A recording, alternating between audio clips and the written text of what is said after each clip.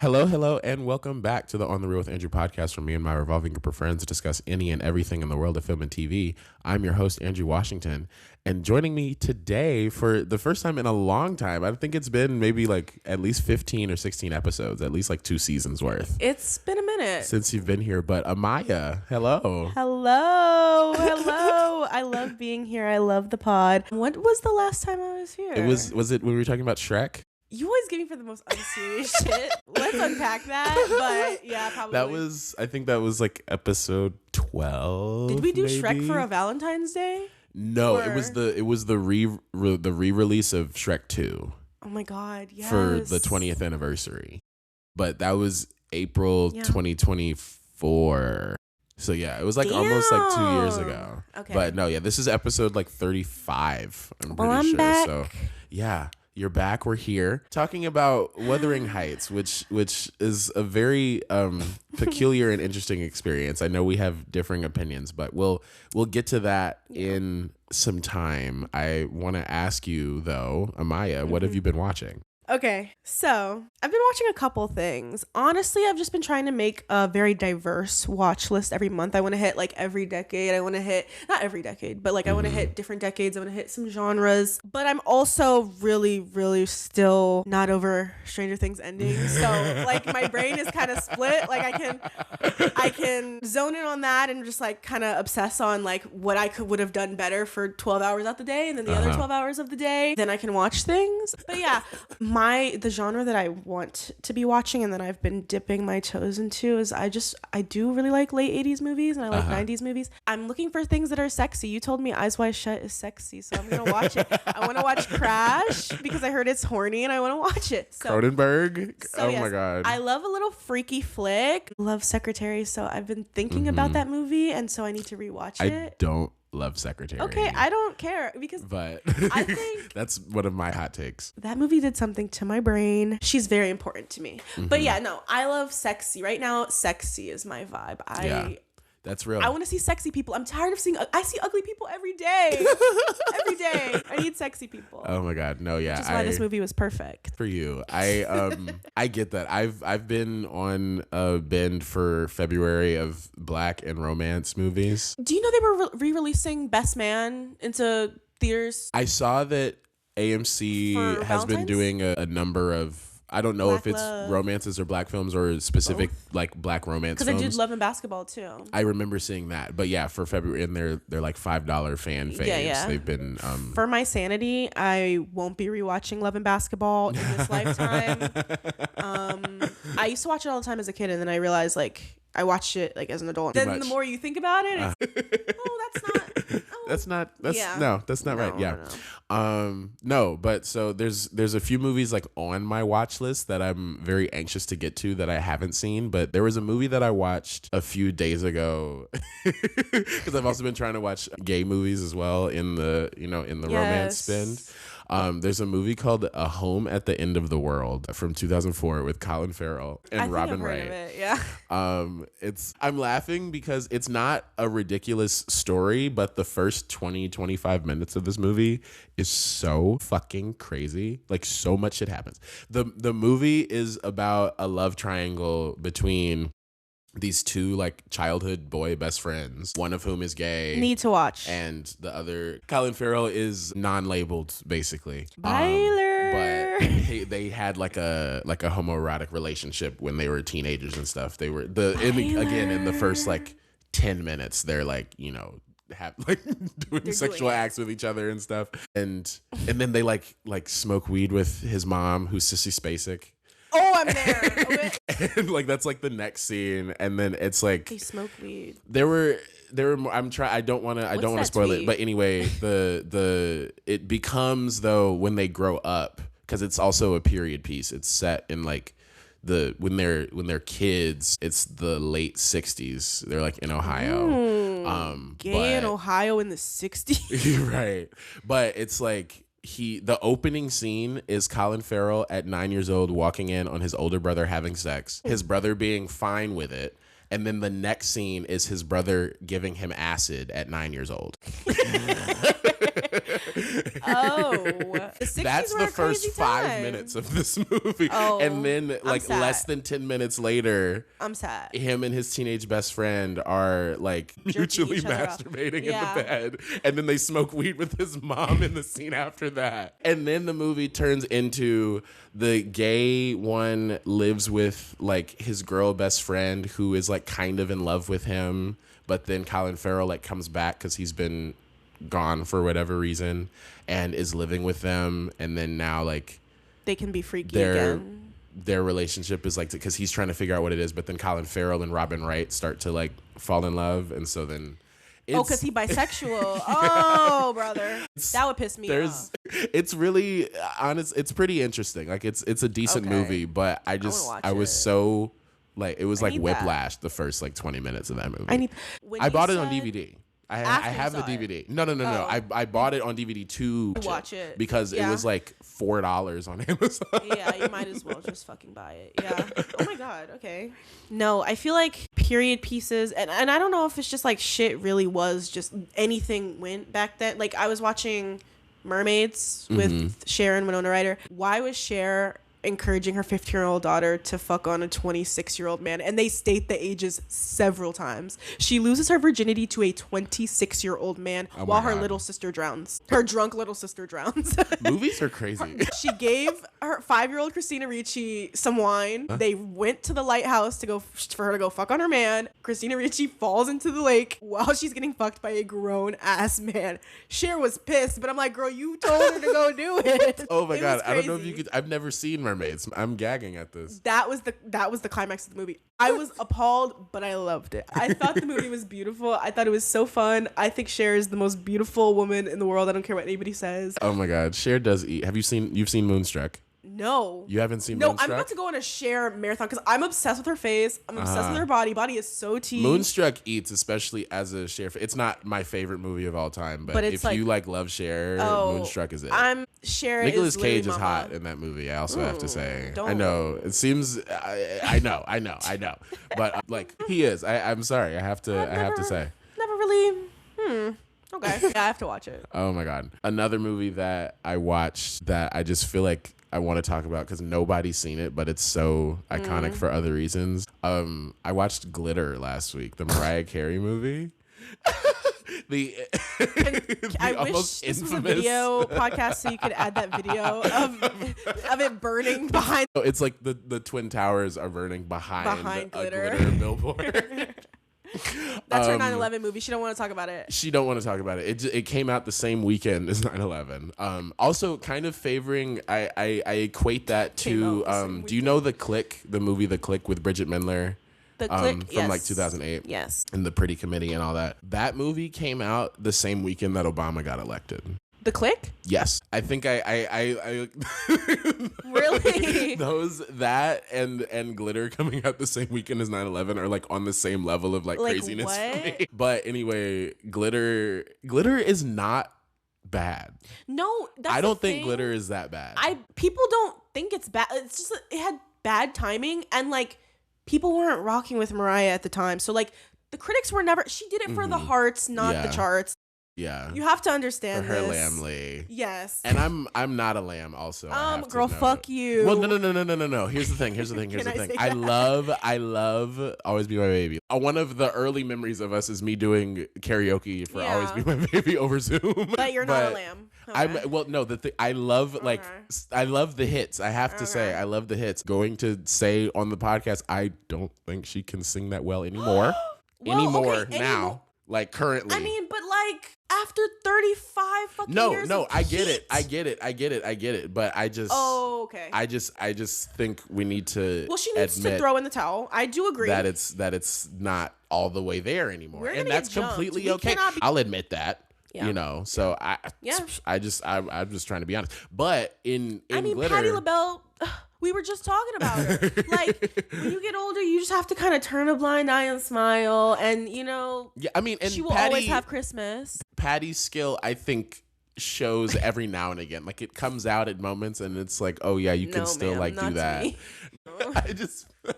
I don't know. Patty's just an eternal key to me, though. Every single time she gets up on stage, but I feel that way about cackling. Mariah. I think she's dramatic. I think she's theatrical. I think she's everything. She's my Twitter icon for life. I mean, that's fair. She is like iconic, and she is Mariah Carey. She's you know, hilarious. Like, she's like, have you seen the video of her? Oh, I can't remember who's interviewing her, but she's like, well, you can't put those two people in the same category because one of them is technically the same generation. She just started singing later. But when you talk about Beyonce, I think she's great. She's talking about J-Lo. They were like, do they have an influence? Do Beyonce and J-Lo have an influence on your music? Do they have an influence on my music? But anyway, I say that to say, in Glitter though, I think she's in fine form. It's not a great movie. No. I'm not gonna say it's a great movie. She was imprecious.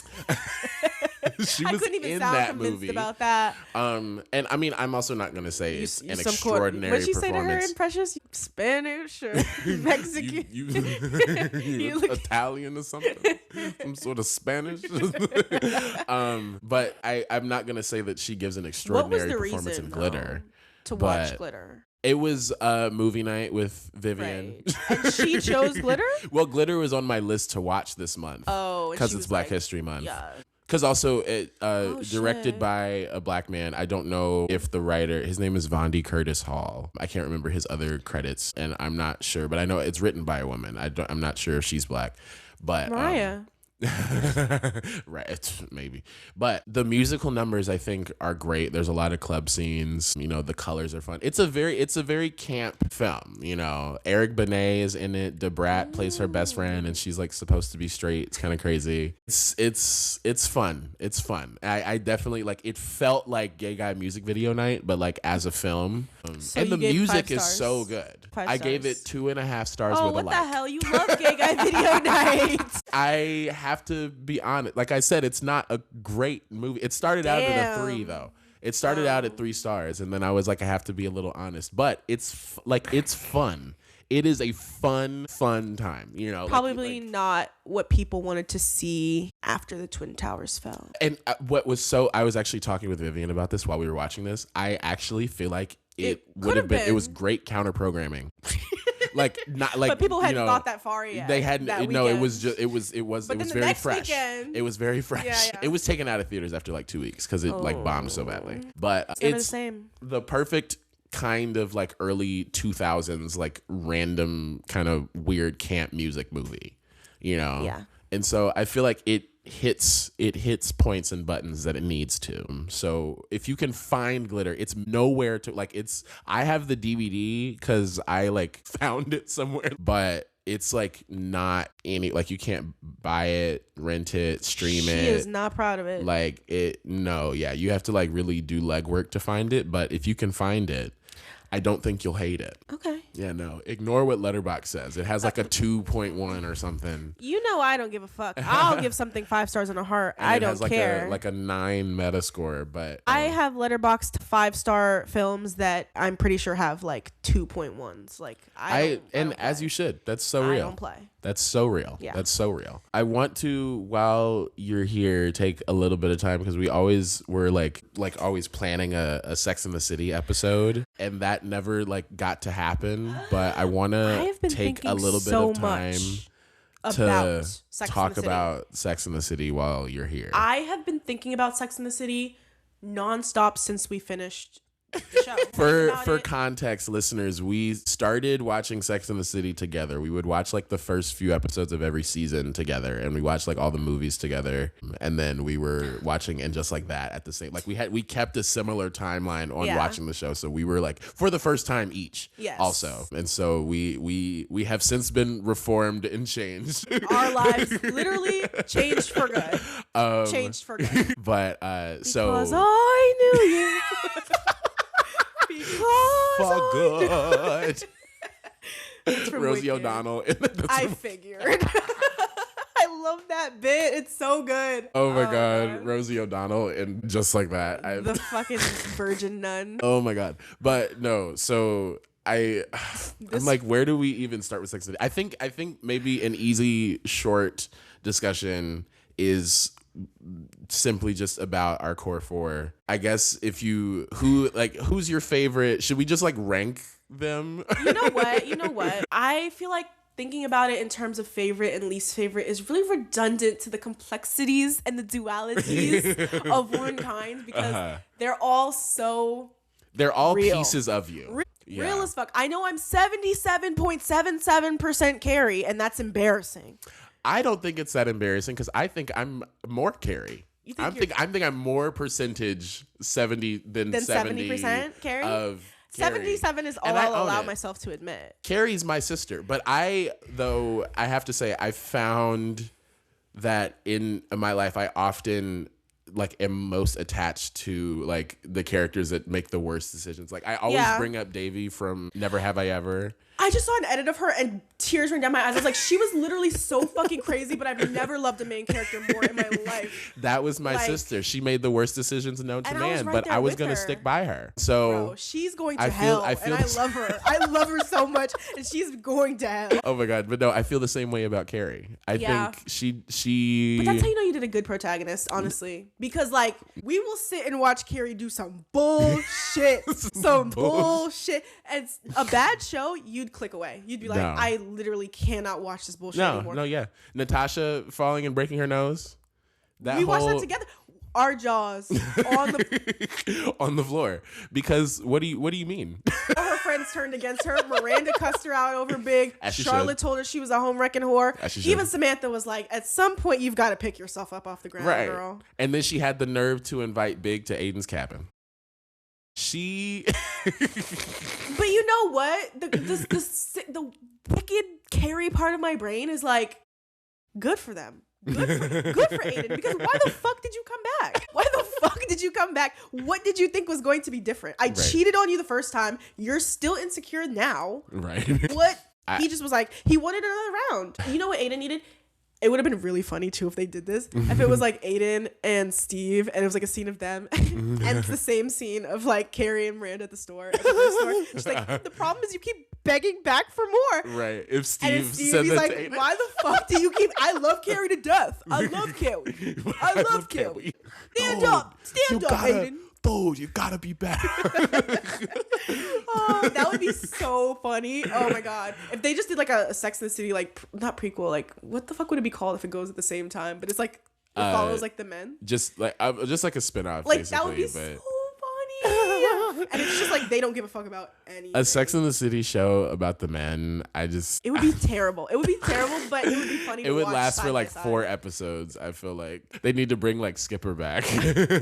No, I literally just want it to be like that season when Steve and Aiden were like super tight. And it's like, the season finale is when they see Carrie and Miranda down the street. And then finally they give a fuck again. They're like, wait.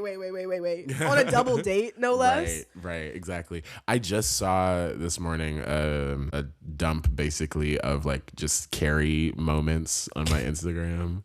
And I was like, why would you remind me of the let me see you spin, sister? I was like, why would you remind me of that during Black History Month? I want to see you twirl. No, I want to see you twirl, sister. Wait, you with the flower. She's no, pointing the other one. Oh my God. You talking to me? Goodness. Yo, bro. Everything that had to do with black people in that show, you can tell it was run by a white gay man. Was the run of that episode. It was like, first episode was Samantha dating a black man. Everyone's appalled and acting racist as fuck. Right. Then the next episode was the trans episode. And then Samantha has a girlfriend. Like, it was back to back to back. They were just like, let's knock these out. Get them out the way. Yeah. Before we have to lock in with the drama. And it was like deep in the show too. Yeah, like season, I think 3. Like 3-ish. They looked so fabulous. Fabulous. They did. I mean, every look. Every look is iconic. Every look from Sex and the City is iconic, and just like that is a different conversation.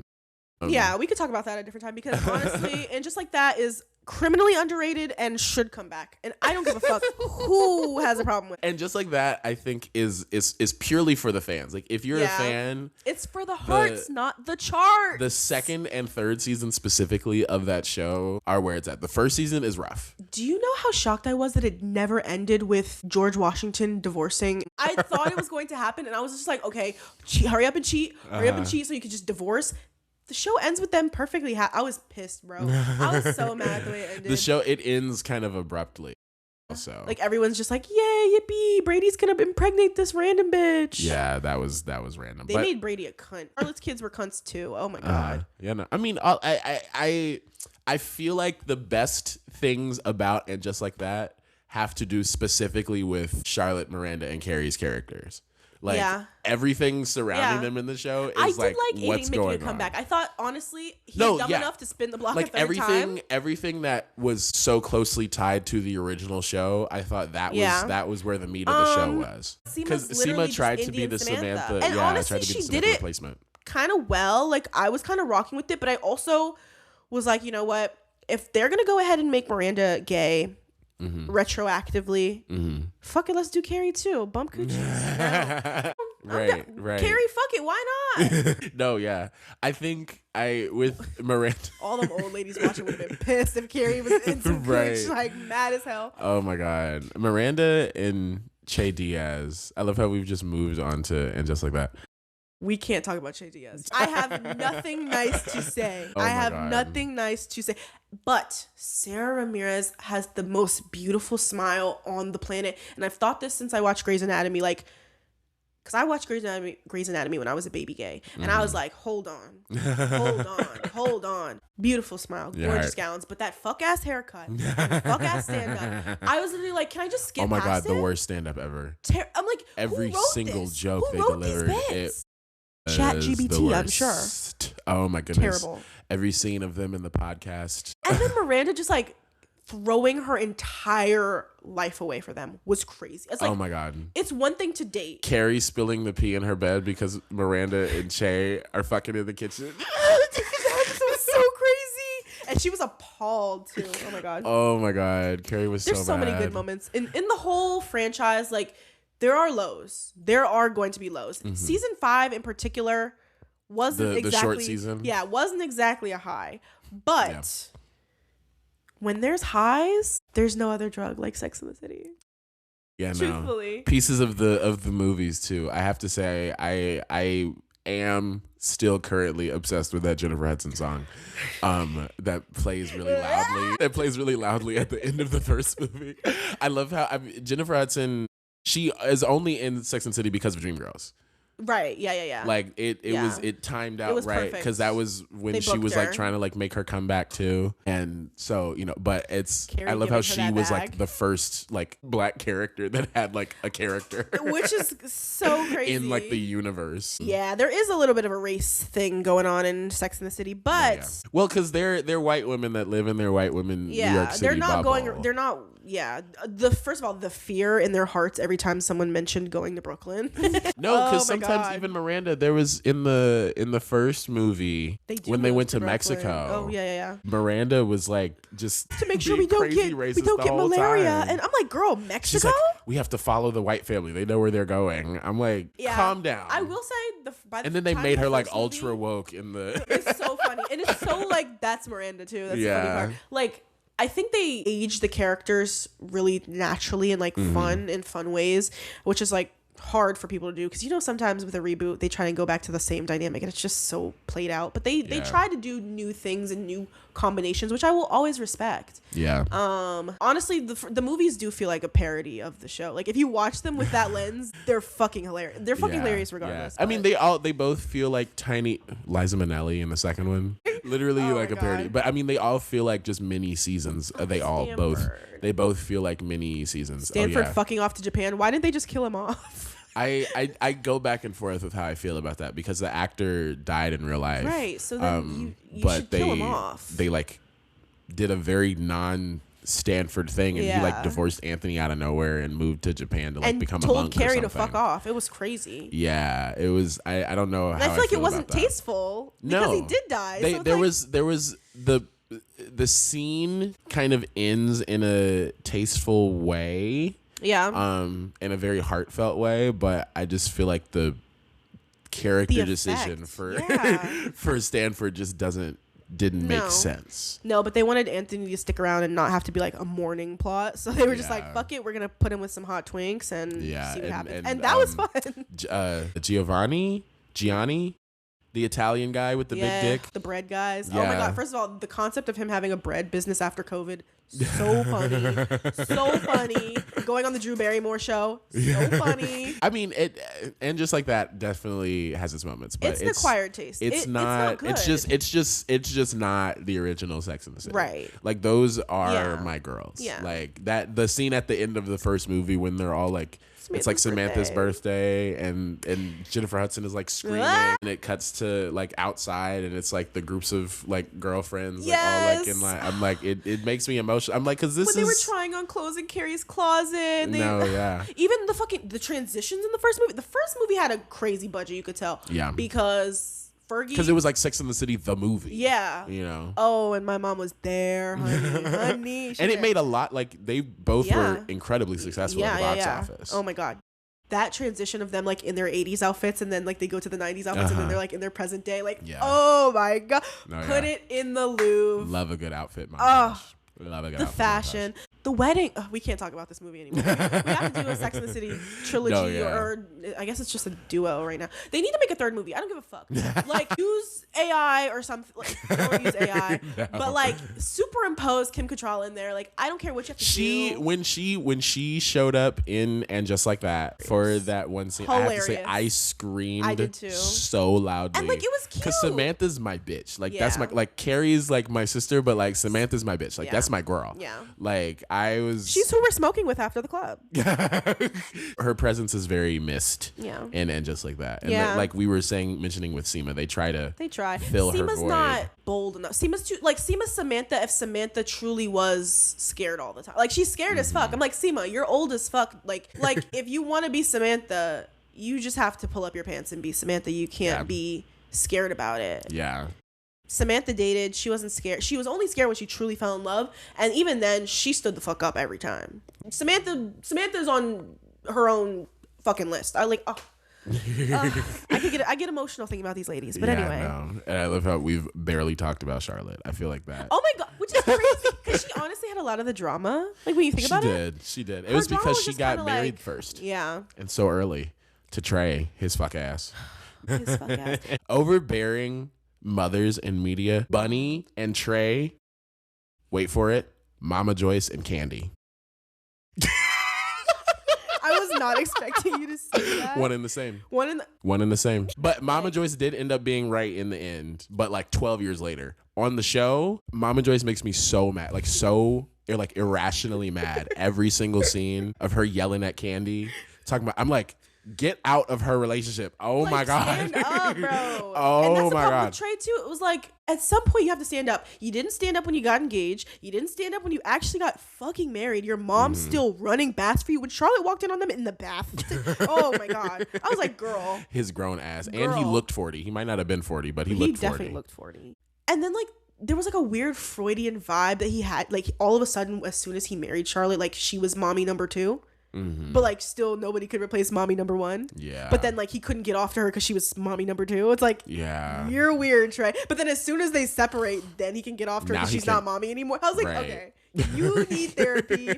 You need help. No, I'm not rocking with it. And then she found Harry, and Harry he had to grow on me. I don't think Harry ever grew on me. Harry, here's the thing. Harry's a great husband. Harry's perfect for Charlotte. But he does not really make sense for her. Not at all. I think he's so ugly. We can't. And I thought about this. I have been thinking about this. It's like, but that's what she needed. Because a pretty boy with the prim and proper, like good appearances, wicked soul. Mm-hmm. But then Harry has a very pure, very open, childlike almost soul, and he's kind of beastly. It's like a Beauty and the Beast, you know? But like because he's beastly with no hair. Right. The baldest man I've ever seen in my life. But no, Harry is her beast, and she had to like have this whole like he's not going to be the picture perfect husband, but he loves me. Mm-hmm. He's got money, which is always going to be a prerequisite for Charlotte.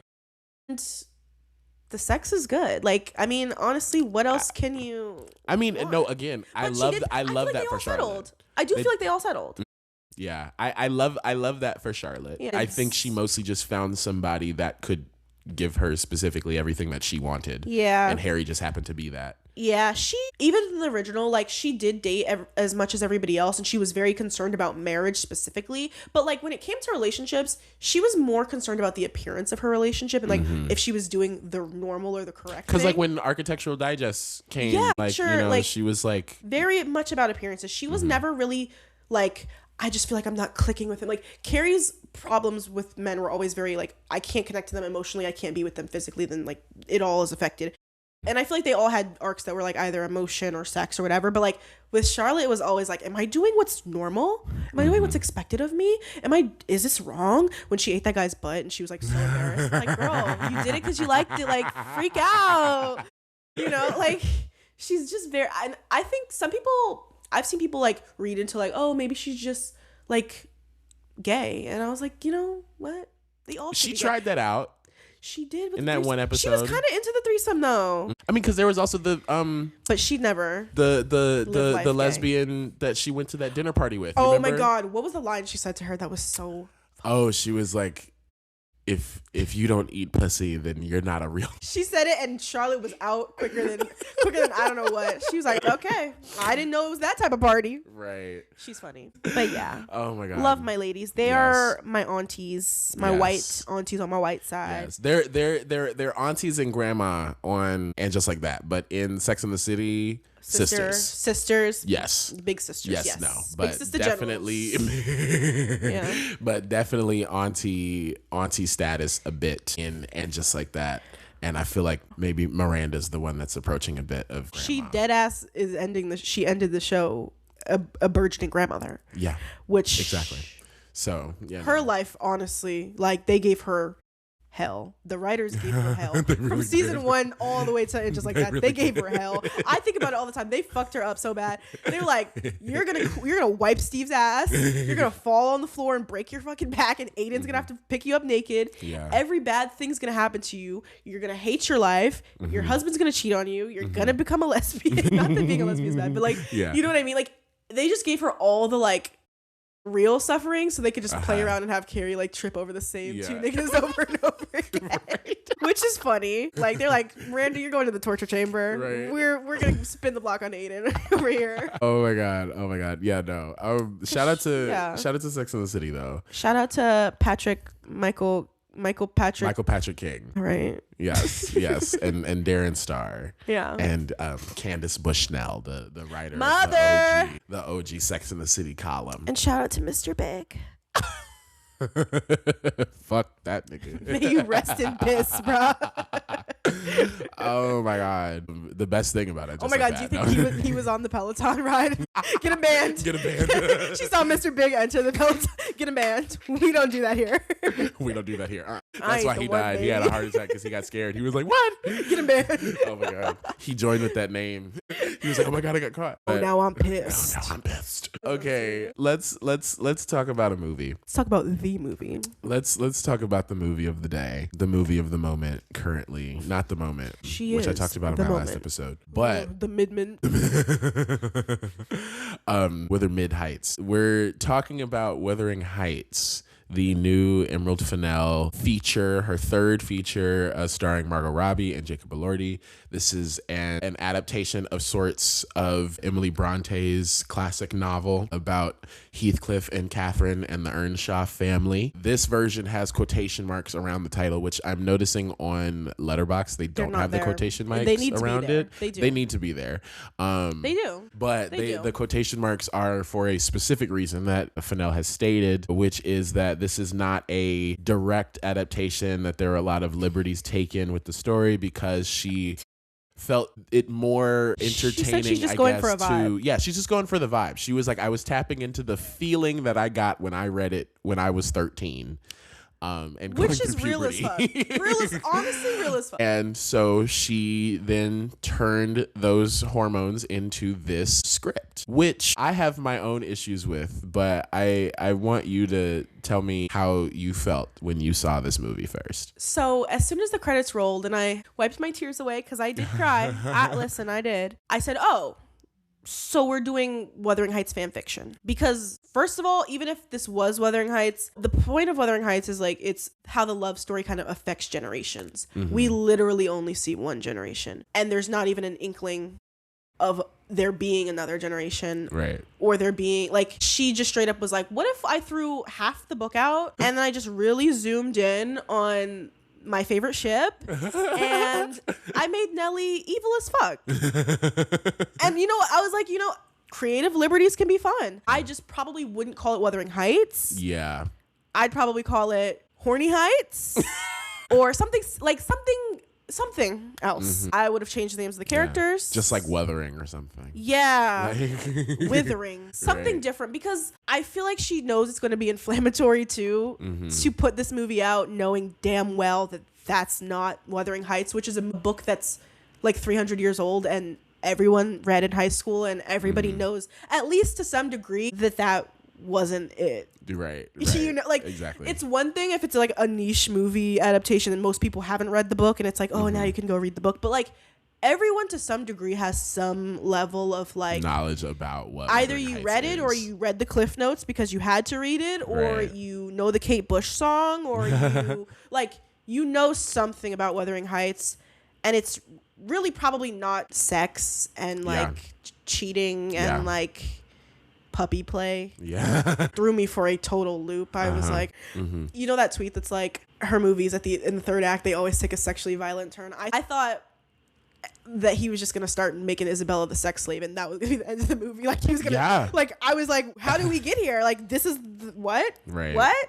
You know, from the opening of the movie, there's a very clear, like, you know, she ships them. We're not going to be doing what you think, because the film opens and it's out. I don't know why it opened like that, but spoilers ahead. Yeah, spoilers. The film opens with a man being hung, but that's not the focal point of the scene. The focal point of the scene is the fact that his dick is hard because his neck didn't break right away when he got hung, and so like these boys are like pointing it out, and there's a very like tight close-up shot of this guy's boner, and then, you know, credits start happening like after the scene is over. And when the credits were, or like the title card was funky, I was like, with what? The hair. Yeah, I was like, what am I in for? This is about yeah, I didn't. It was like the Saltburn opening credits. It wasn't hair with that, but it was just like weird too. The real. I mean, those I thought were more interesting just because they're more artistically, you know. Yeah. Or just visually appealing. The hair I thought was an odd, because then it's like, this isn't Rapunzel. Right. No. Yeah. Know? And I'm so like, Catherine's hair. Like, I mean, was it supposed to stand out? When she was a kid, I thought so, maybe a little bit more. I mean, they did a lot of work with her hair, because she had a lot of different hairstyles. Yeah. And, like, you know, she'd have the laces like tied into it. Yeah, there was a lot of. I like the hairstyles. I thought I thought the design of this movie was very pretty strong. Yeah. It's a very pretty movie. All of the costuming, all the hairstyles, the locations, the scenery, the cinematography, production design, great. I don't know why people were so like upset or like about the fact that it's not going to be period accurate. I'm like, we live in a time where Bridgerton exists. Nothing in Bridgerton is period accurate, but it gives you the vibe. And they look hot, and you want to look at their boobs. Like, that's what we want. There was one scene in Wuthering Heights where her hair was like curly, and it took me out, because I was like, who curled it? Yeah. I was like, how the fuck did she curl her hair like this? Yeah. Like, no. And some of the like old, like the early outfits, I was like, oh, like that looks period accurate, or like what I would assume like a humble girl and whatever would wear. But like, by the time she married Linton, I was like, okay, now we're getting silly with it. I thought it was fun. I just feel like she was kind of rage baiting. Like, she was doing it to make people mad, because you lean into the historical accuracy of Wuthering Heights. Like, that house is way more accurate looking. And then like Linton's whole residence and estate looks very like fantastical. And I'm like, maybe that was the point, that it's like divorced from reality. But like the big strawberry, I was like, you're just being silly. The skin room, I thought that shit was disgusting. And the fucking vein you could see. I thought that shit was disgusting. I thought it was disgusting too, but I also kind of liked it. Like, I was like, okay, we're clearly not being serious here. Yeah, I mean, Clearly. there's a layer of camp. Oh my god, the IMAX and Dolby screenings they gave out compact mirror, and my first thought whenever I see one is looking camp right in the eye. And so I was like, am I gonna be looking camp right in the eye? And I feel like I was to a certain degree. I think that with camp, you know, I mean, there are its fallibilities. And I think camp doesn't always land. No, and this one didn't completely land for me. Yeah. And the main reason is Margot Robbie and Jacob Elordi are both extremely hot people. I didn't think they had great chemistry at Here's all. the thing. I don't think that they had chemistry when they were speaking to each other. But Jacob Elordi has this ability to turn me on in an instant and like also just like shift a scene to be really sexual even when I feel like it's not intended to be. And he does it in a lot of stuff he does. It always pulls me in. And so I was pulled in. Yeah. But I couldn't help but feel like Margot wasn't buying it. Like she wasn't really leaning in until all of a sudden she was, which was kind of like, all right.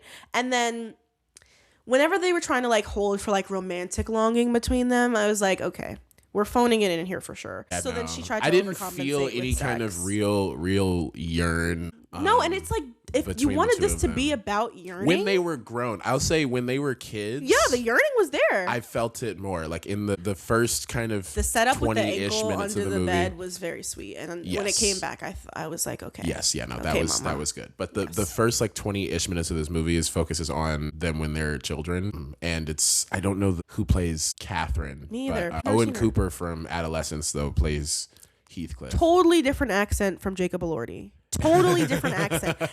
Yeah, honestly, the accent work is another thing. And you know, I don't even hate them as a younger, older combo. Like I feel like visually, sure, what the hell? Yeah. But and I thought Owen Cooper I think is great. I mean, Adolescence is the only other project that he's been in officially, but I mean, he's fantastic in Adolescence. Yeah. And I thought he did well here, but yeah, no, the accents are, because when he's younger, it's clearly more Scottish, but as he grows, it's like Jacob Elordi it's like between Scottish and English. It kind of leans more Scottish, but it comes in and out. And he's also Australian, and you can tell. Like I feel like that comes out. Same with Margot Robbie. I feel like it was getting she her was a little phoning bit. it in. She's a bit better with her accent work. I just think overall. Because also Jacob Elordi just hasn't had to do too many different kinds of accent work, but that was something that was also kind of taking me out of it too. And I didn't really like the rugged look. I was like, why they got this man looking like that? I know he's supposed to be, you know. I did not like that wig, the long hair. No. That he had on. I was like, I know he's supposed to be beneath or whatever. It's a status thing, but like. I mean, and the long hair can work. I just didn't like the way that they had styled that. When he came back, and the reveal is that he's hot under it. I mean, and he they was kept hot his even earring. before. Right. I was like, oh, wait a minute. Wait a minute.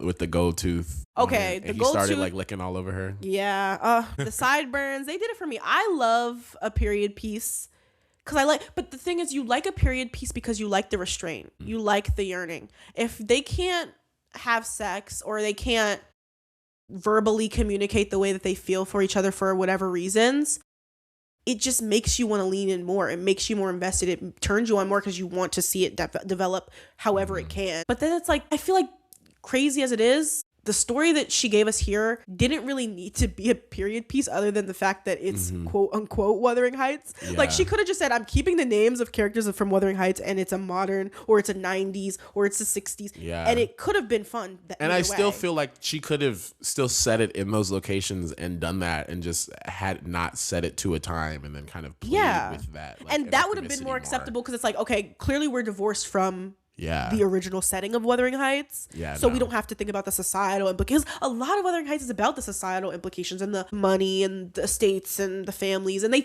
she barely talks about it. I think Margot Robbie has that one like scene at the beginning where she's like, our family is famous. We got our riches from land and they don't even know what they got their money for or whatever.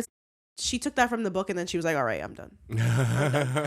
I give up. That was hard. And just tosses it to the side. I feel like one of my growing issues with Emerald Fennell as a writer, I think she's a better director than she is a writer, but I think one of my growing issues with her as a writer is that she never goes as far as she needs to, and she never goes as far as she thinks she does. She's gagged by her own stuff, and then it's like, girl, you could have went a little bit. You could have committed a little bit more. Like one of my main issues with Saltburn, which I feel like people think is crazy of me to say, I don't think Saltburn is that freaky of a movie. Yeah, I mean, I think slurping up cum. It was only freaky to like grandmas. Yeah, Super freaky you know, grandma. like to like white girls that like gag at that kind of stuff. But I like if you're a real freak like Andrew. I just feel like most of the moments that are the freaky moments in that film are very tame in my eyes. There was one like when he was having sex with the grave. I thought that was a truly demented thing that I had not like seen on screen, and so I was like, that is bold. But so like I feel like in the case of this movie, it like we were talking about the design of the movie, kind of the time period kind of constraining it. Yeah. Or in my head, I really don't think this movie's that freaky. Like if I didn't think Saltburn was freaky, I didn't think this movie was that freaky. I thought the most like it was he loved using his tongue. That was pretty much like it. And Let me tell you the part that had me. I literally hop up on my seat, open my legs. And it's at the beginning of the movie. Like, it's pretty early in the movie, so I feel like nothing ever, like, got me that bricked, like, after, which pissed me off, because, like, I'm like, okay, I thought we was going to be real freaks. But anyway, when she was touching herself outside, and then he comes and he, like, licks on her fingers. Yeah.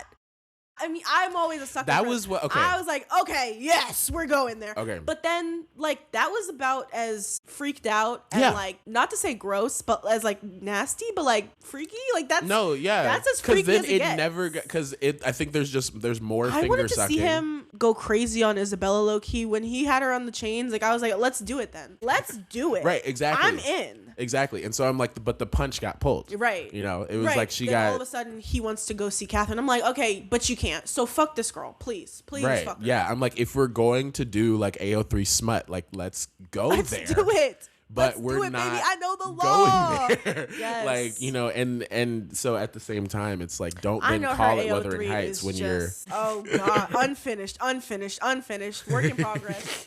No, because... Oh my God. No, but it really does read like a fanfic, because it's like, I think her thesis of it is like she wanted Catherine and Heathcliff to be this story of like enduring love, and that's why she brought in like even the allegory or not the allegory, but the comparison of Romeo and Juliet. But like, I don't know why the fuck she did that. If you read Wuthering Heights, that's never really the implication there. Yeah. So I was like, it's never really supposed to be this great love that like, it's supposed to have effects, long-term effects. We're seeing Wuthering, and I feel like we didn't spend a lot of time at fucking Wuthering Heights.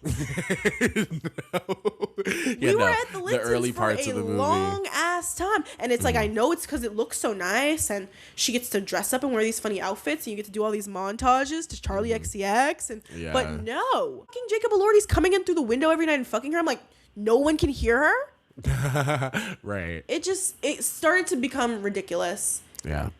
I will say about the Charlie music, I thought it was like fine. I think I'm gonna die in this house. As soon as that started playing in the theater, everybody started laughing. Like, everyone started laughing. It was taking me out because it didn't fit. The film had its own score. I thought that like Charlie did all of the music. Me too. She didn't do the score. She didn't do the score. She made a companion soundtrack for it, and the film has maybe like 3 or 4 songs from it. And none of them moved me. I think the sex montage one was hot. The sex montage was good. It was hot. The sex montage, honestly. And also, I thought the ending was effective. Like, I didn't cry, but I thought it worked. I love the ending, yeah. I think the ending was really cool. It's like, it just ends, too. Yeah. I think the main kind of big thing that this movie's been having, the discourse about is because the other big glaring change that was made from the book is that Heathcliff is not white. Yes, Heathcliff is white in this movie, and in the book Heathcliff is not someone of color. He might be Romani or something at least, but it's like even implied that he might be like mixed with black. He is described specifically as being dark skinned, like that is the term that's used, with black hair. And Emerald Tunnel said that won't sell. Right. Right. this bitch. And other adaptations of Wuthering Heights have also made the change, but the first one was from like maybe the 40s and they weren't putting black people in movies then. I think there also is one where it's a white person in blackface. About it. But this one he is blatantly white, and that is and Emerald Fennell defended it. She was like, I mean, like I said, this is Kathy X Heathcliff. Like, you take it or don't. And I honestly applaud her for standing on that because it's not Wuthering Heights. It's quote unquote Wuthering Heights, and maybe that's all it has to be. No, yeah, I like feel like my own kind of way about it because I'm like, after seeing the movie, it works as like what the movie kind of is presented as, but I also in watching it can tell that the character is meant to be of color because that is very clear, I think, with all of his conflict with a lot of the other characters and how he's treated.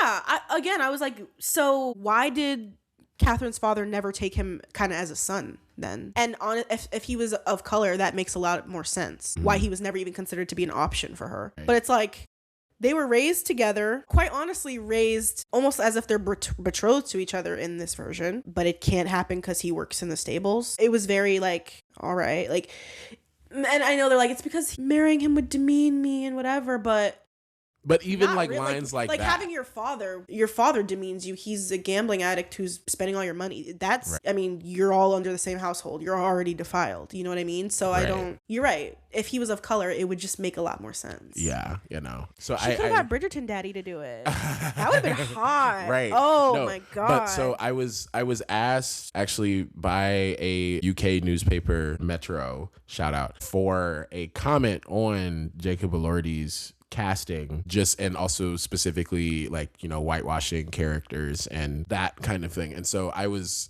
quoted in the article. You can check it out. I'll link it in the description, but I want to take a moment to read the full blurb that I wrote for them. And it's actually, some of this is funny considering the conversation that we've been having, but I wrote, "There's a good number of writers who might not realize creative license can be taken too far, particularly those who write biopics and adaptations. Jacob Elordi might be tall and handsome, but Fennell seemed to have missed the dark part.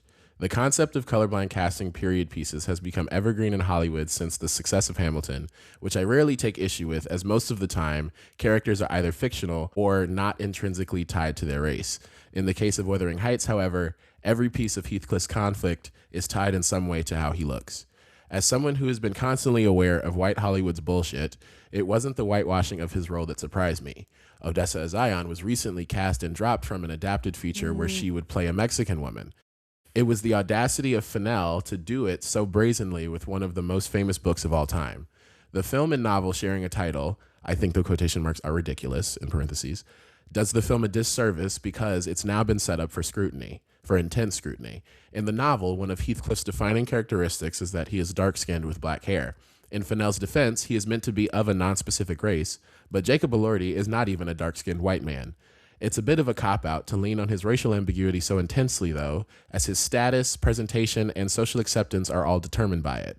In the 1800s especially, it didn't matter what race. If you weren't white, you weren't treated right. It's disarming and almost disrespectful to black actors for whom there already aren't many roles. Jacob Elordi is a talented actor, and I'm sure the check was fat, but he didn't need this right now. I would have loved to have seen David Johnson, Aaron Pierre, or even Regé-Jean Page shine in this role. If not, then just to see a black man lead a film of this size. Hold on. I'll hold the phone right there. Will you be there in theaters for You, Me, and Italy? You mean Tuscany? Oh shit, I got the name wrong. What was it originally called? Italiana? I didn't even know that. But yes, you, I me, will and be. Tuscany? Oh, bitch, I'm sad. I've never been more sad. No, yeah. But, okay, last paragraph. For a director who claims to be subversive and provocative, and this is coming from a promising young woman fan, Fennell too often pulls back what would have been her strongest punches and plays in the end frustratingly safe. I think it would have made for a much more interesting story had Heathcliff remained a person of color, as it introduces a fear of consequence to his character and thus makes the stakes that much more intense. It's also plausible that her social awareness simply took her too far in the wrong direction, as her whiteness might make her uncomfortable with writing a black person with more than one page of characterization. The world may never know. And honestly, you can see a lot of that, which you just described there, in the way that she wrote Nellie. I think that they wrote Nellie crazy as hell, and to make her a person of color out of everybody. Exactly. And she was the villain. Exactly. I'm like, there are... Was crazy. We didn't talk much about Hong Chao, but honestly, she was good because she's a good performer in general. Why the fuck did they make Nelly so damn evil? She was every single time she threw that lighter in the fire, I wanted to like, oh my God, I wanted to climb through the screen. Like, oh my God. Oh my God. Oh my God. And then the reveal at the end that she wasn't tripping about the baby being dead and this is all Nelly's fault. Like, and then what? After Linton was hooked in cahoots with her, telling her, yeah, don't let her, you're not going anywhere, Nelly. I fuck with you heavy. Fuck you, Cliff. Now you switch up and she got to find another job. Okay. Right. Heard. Oh my God. Heard. Yeah, no. Crazy. She was like, get your lazy ass up. She pulls the covers back. She's like, oh no. I think the like I said, I think she's a better director than the writer. The way that the world was visualized and realized, I think, is excellent, and I think is mostly where the film shines. But the other half, very pretty, beautiful gowns. As far as literally beautiful gowns. The white with the red. She only ever wore that dress in that room with the red bottom floor. Yeah, I wonder if she was wearing red bottoms under that. She might have been. Maybe a little Converse Marie Antoinette moment. She was not wearing red bottoms. Are you serious? Carrie would have been. She was not. Like Converse showing up in the Marie Antoinette movie. No. Fennell's not there. She doesn't have that. No. Doesn't have that foresight. But no, I think the other half, when it comes to the story, I just feel like there were a lot of weak parts, or at least I just didn't connect as much with it as I should have. I mean, and it's very interesting to see the response because, like, some people, it's been a love-hate. The thing is, I've said a lot of shit. On every I've enjoyed the fuck. Yeah, I've enjoyed the fuck out of it because sexy people, I was giggling. And it was pretty. Like, oh my God, I felt like a baby watching Cocomelon. I was clapping my hands. I was moaning. Think the timing as a Valentine's Day movie really worked. Good. Yeah. Perfect. All couples. But no, yeah. So I think I landed at like a 3 out of 5, and I think I would stick there. With a like, though. I'm a 4 with a like for sure. And honestly, I would watch it, put it on mute, and just watch it. I think the next time, I would listen to some music and just watch it. Like it's a music video. Put on the Charlie XCX album. Maybe not that. Maybe not that. Wall of sound. That would be cool if she did, like, you could watch it with the movie, like, type of thing. Maybe, but again, there's not enough music. In the yeah. I don't know. No, Charlie, try again next year. Oh my goodness. Okay, well, that concludes our discussion on Wuthering Heights. To wrap up the episode, Amaya, I like to ask all my guests, and I'm sure you might remember. I want you to give me a movie that you'd recommend to the audience and a movie that you're looking forward to. Okay, so my recommendation is going to be Nirvana, the band, the movie. And this sounds crazy as hell because I'd never seen Nirvana, the band, the series or the show. But I kind of think it's better that way. Like, without the context, I feel like it's still a very solid movie. It took me completely by surprise, so I wouldn't look up anything. I would just go see it and just have fun. Like, I thought it was very fun. Made me think time travel, besties, 2008, like. Canada, like, fuck yeah. Like, I had a fun time. I thought that was very funny, and it's very rare that an original comedy gets so much praise, and I feel like the praise for it is absolutely deserved. Matt Johnson's great. Yeah, he's funny. He's funny. I have to say, great. Have you seen Blackberry? No, which no? I need to now because I really liked Blackberry. I liked Blackberry. I wasn't like the strongest fan, but I love it. Glenn Howerton, Dennis from It's Always Sunny, and him and Matt Johnson are the two main characters in Blackberry. But I'm seeing Nirvana, the band, the movie tomorrow. Period. I think, is it now going to be wide release? I believe as of February 13th, I think is like out now. I don't know if it's going to be like wide, but because it's neon, so they don't always have the widest releases. But it's at least in a few theaters in like LA, so I'm assuming it's in a few other places as well. But okay, and you have what are you looking forward to? I still can't find a theater that will play Pillion. So that's exactly what I'm looking for. Everything I've said today, I want to see a horny movie. I need to go see it. I'm craving it. Pillion is for the real freaks. I am foaming at the mouth to see that fucking Pillion movie. is for the real freak. We'll get on my knees and put on a dog chain and lick milk out of a bowl. Puppy play for real? Like, oh, I'm in it. Yeah, you know. So that's what I'm excited to see. I check AMC every day. I'm like, please play it. Please play it again. I feel like they played it once and then they just phased it out, and I'm really sad. But if I can find it on a site, DM me. I'm not endorsing that practice, but if anyone knows the link. Piracy is not a victimless crime, as all the DVDs say. You wouldn't go to jail for what is it? You wouldn't steal a car. Yeah. Fuck you, I would. Scary as shit. Like, I'm just trying to watch Big Mama's House too. Illegal downloading is illegal.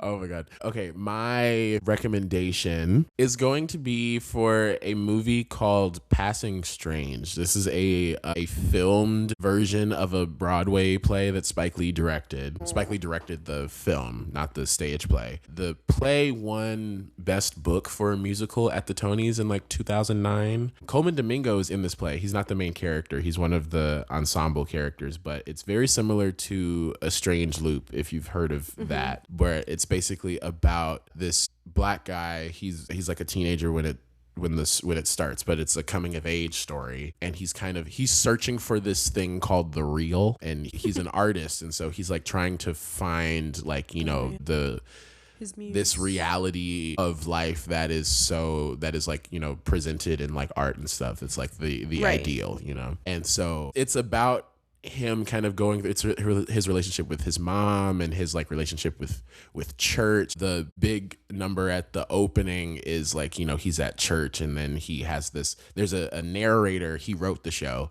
but he is kind of singing kind of throughout the whole thing, and he like, you know, the music, he just feels like this movement in the music at church, and then it's like he has this whole like epiphany, and he's like, oh my God, is this what like, you know, church is and everything. And he says to his mom, like, this is just like rock and roll. And then she slaps him in church, and she's like, you think I'm trying to raise a heathen? And and he's like, but this is the coolest thing that's ever happened in here. He's like, this is the coolest thing that's ever happened here. And so it's just about him trying to figure out who he is as a black person when he's like not the typical ideal of a black person. He's not queer in the story, but it has a very queer undertone to it.